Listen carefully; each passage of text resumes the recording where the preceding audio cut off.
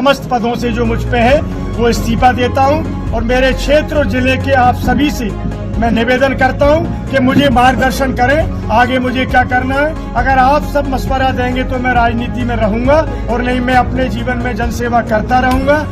Bharatiya Janata party से नाराज चल रहे कोलारस से विधायक वीरेंद्र रघुवंशी ने आखिरकार पार्टी से समस्त पदों से इस्तीफा दे दिया। उन्होंने इस्तीफा देने के साथ ही केंद्रीय मंत्री ज्योतिरादित्य सिंधिया और उनके समर्थक मंत्री प्रद्युम्न सिंह तोमर और महेंद्र सिंह सिसोदिया पर गंभीर आरोप लगा दिए।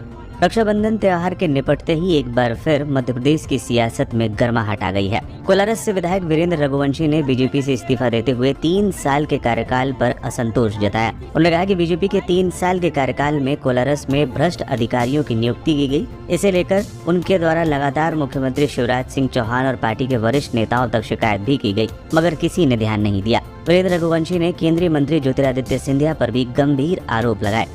जब सरकार भाजपा की सिंधिया जी के सहयोग से बनी तो मूल भाजपाइयों का पूरी तरह से शोषण किया जा रहा है, उनको प्रताड़ित किया जा रहा है, उनको पार्टी छोड़ने के लिए मजबूर किया जा रहा है और एक मधुमक्खी के छत्ते की तरह सिंधिया जी के साथ जो मंत्री और कार्यकर्ता आए हैं वो मूल भारतीय जनता पार्टी के कार्यकर्ता का खून ही नहीं चूस रहे हैं, हड्डियां कुचलने की भी कोशिश मुकदमे लगा के कर रहे हैं। भविष्य में थाम सकते हैं कांग्रेस का दामन।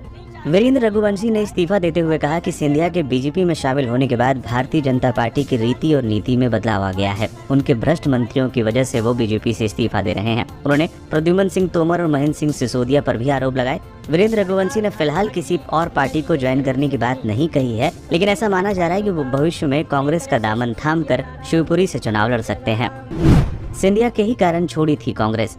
विधायक वीरेंद्र रघुवंशी ने कहा कि वो कांग्रेस में थे मगर ज्योतिरादित्य सिंधिया से दुखी होकर भाजपा में शामिल हुए थे। सिंधिया भी बीजेपी में आ गए जिसकी वजह से उन्हें भाजपा छोड़ना पड़ रहा है। रघुवंशी ने कहा पिछले 3.5 साल से वो जनता के लिए काम करते आए हैं और विकास के लिए प्रयास करते रहे हैं, मगर सिंधिया समर्थक मंत्री उनके विकास के हर कार्य में रुकावट पैदा करते रहे हैं। उनके खिलाफ फर्जी FIR तक की कोशिश की गई। इन्हीं सब कारणों के चलते बीजेपी की प्राथमिक सदस्यता से वो इस्तीफा दे रहे हैं।